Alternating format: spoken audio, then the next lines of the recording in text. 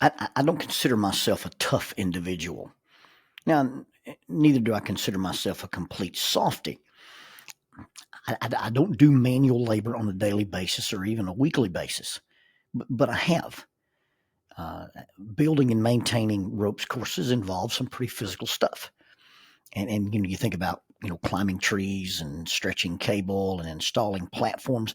Anything that you do is exacerbated if you do it while hanging in the air from a positional harness or while trying to balance on a cable.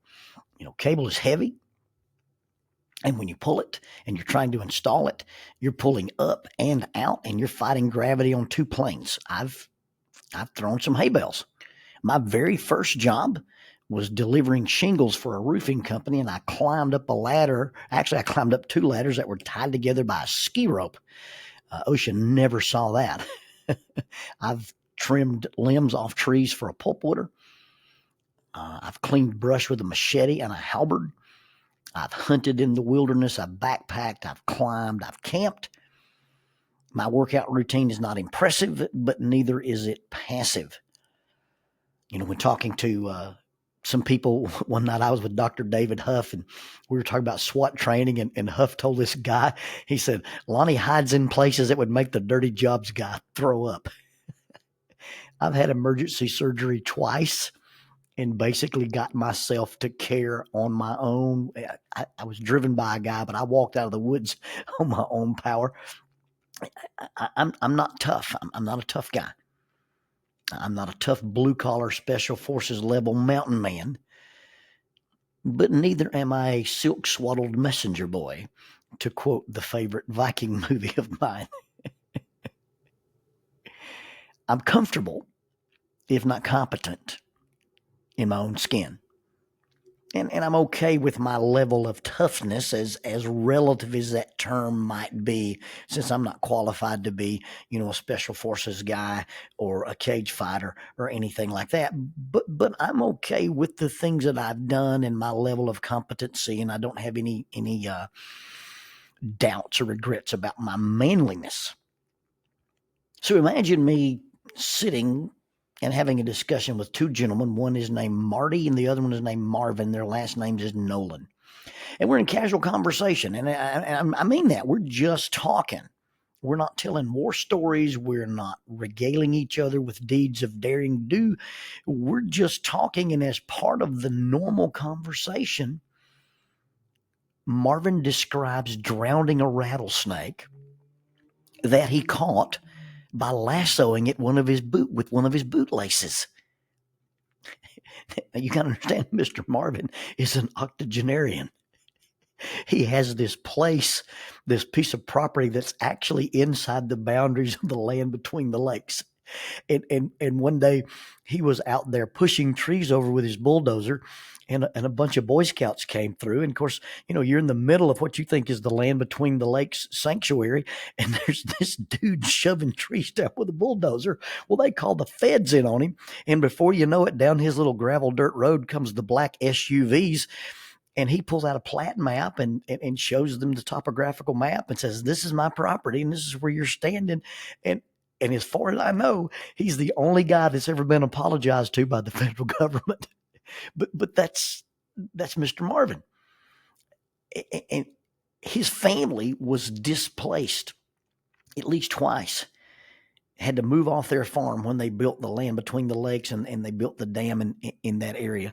So I like to say the war is not over in Dover. But anyway, we're sitting here talking, and I think we were talking about how pretty certain things are. And he says, one of the most beautiful things I've ever seen is a rattlesnake. And I've got this big rattlesnake that I drowned after I caught it on my bootlace. And it was just like that. It wasn't bragging. It wasn't, let me tell you about this. It was just like I would be talking about, hey, I put new tires on my truck. And so we're talking, he caught this snake. He took his bootlace and affixed it to a stick, lassoed this snake, threw it in the back of a dump truck, drove home, then had to climb up and get in the back of the dump truck with the snake and recatch it before he drowned it. Why would you drown a rattlesnake? I mean, I was incredulous. I was like, Why in the world would somebody drown a rattlesnake? To which he just calmly replied, as if he were explaining 2 plus 2 to a child, well, you don't want to mess up the hide. And then Marty adds, well, it's kind of like when you drowned a bobcat. Whoa, whoa, whoa, whoa, whoa. I'm sorry.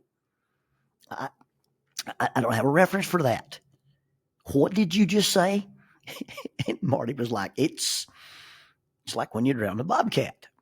Well, I've never put my hands on a live bobcat.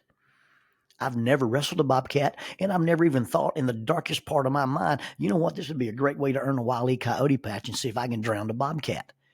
Well, apparently, one simply holds the bobcat by the throat, and just think about that. The head of the bobcat is one of the 5 danger zones on the bobcat. You have the head that contains fangs and teeth, and as my dad calls them, tushuses. He's got these big fangs, and then the 4 paws have razor sharp claws on them. But you hold the cat by the throat, and while holding said cat by the throat, you stick him underwater, and then while the cat is submerged, you put your foot on his chest, and as you push down on his chest, you open up his throat, and according to Mr. Marty, the air rushes out and the water rushes in, and well, you get the picture. Okay, I've got the address in Dover, Tennessee. If you too would care to mail your man card there and let them add it to the mulch pile in the Nolan family farm. But I had to turn my man card in. I had no idea that there was this level of dude out there in the world. And these 2 gentlemen, they don't swagger around. They're not boastful. They're humble. They're polite. They're devoted husbands and fathers, and they're absolutely wrapped around the fingers of their daughters and their wives. Marty's wife is this tiny little beautiful lady. She's soft-spoken and petite, and Marty calls her the warden. He'll be talking about getting to go do something. He said, well, I'll have to clear that with the warden. He's a guy, and just like the rest of us, he's living his life under the radar and just trying to avoid the displeasure of the warden. It's not like they're part of an outlaw biker gang or a bunch of survivalists. They're just guys living out ordinary lives. But there's an extra bit of their lives that to them is ordinary, and to somebody looking from the outside is extraordinary.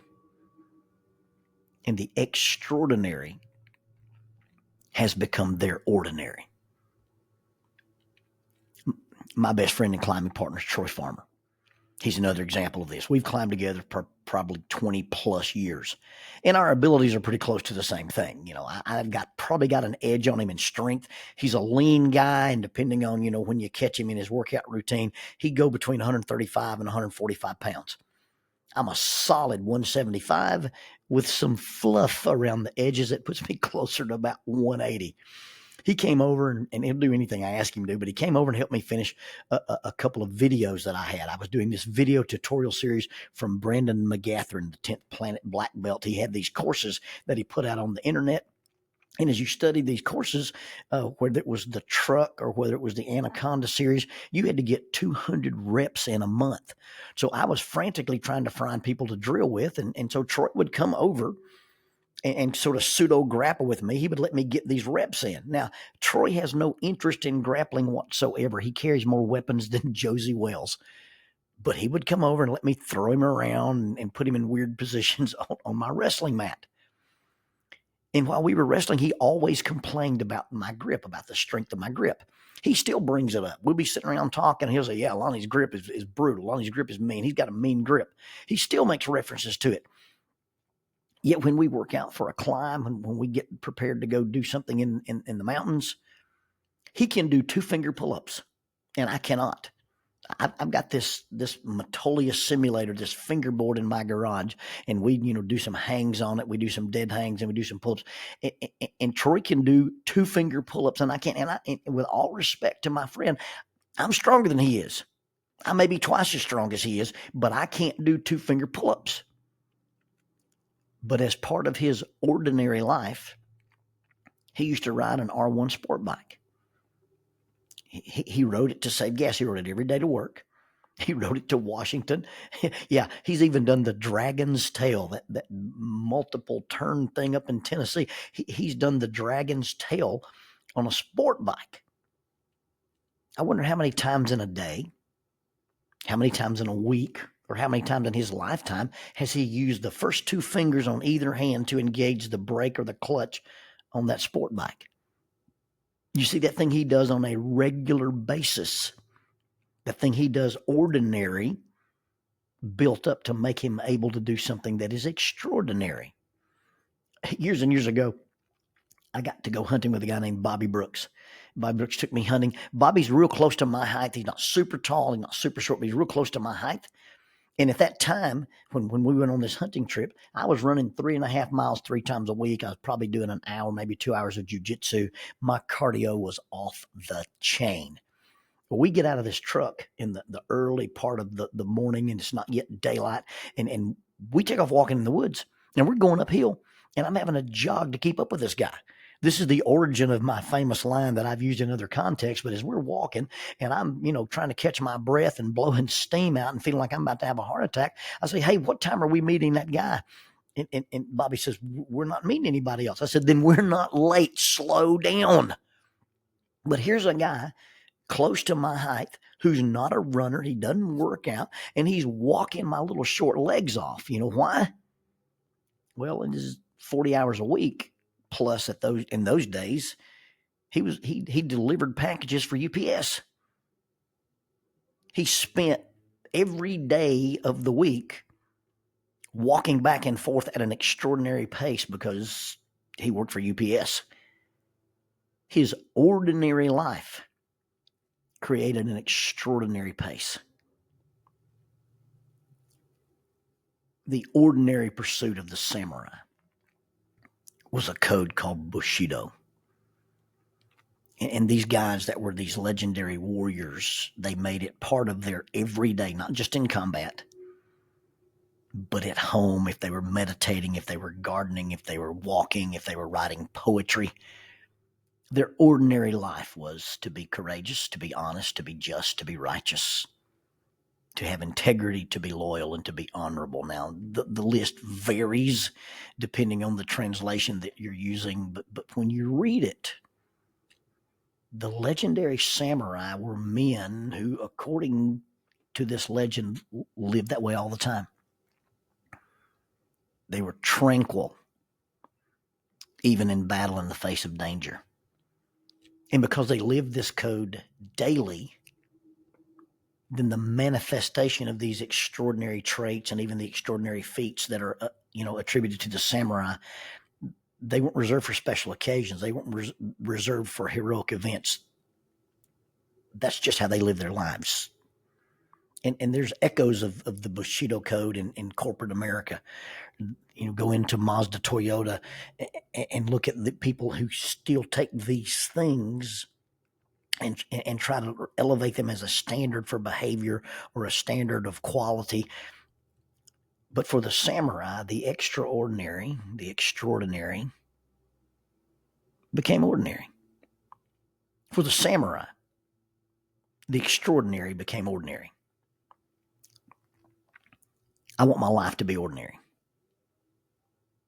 Ordinarily, every day, no matter special occasions, just every ordinary day, I want to ordinarily be polite and courteous and caring and diligent and conscientious and serving and humble and kind and resolute and honest and brave. I want to be this way not just in my circle, not just with my friends or my family, but in all of my pursuits.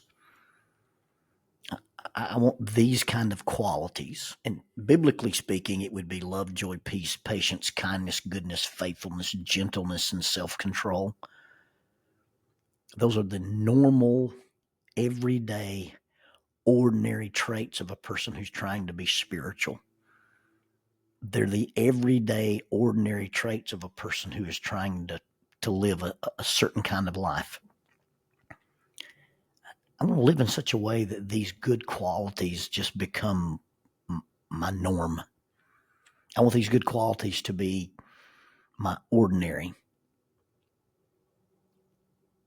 But my goal is for my ordinary to be extra. And then my life will hopefully be extraordinary.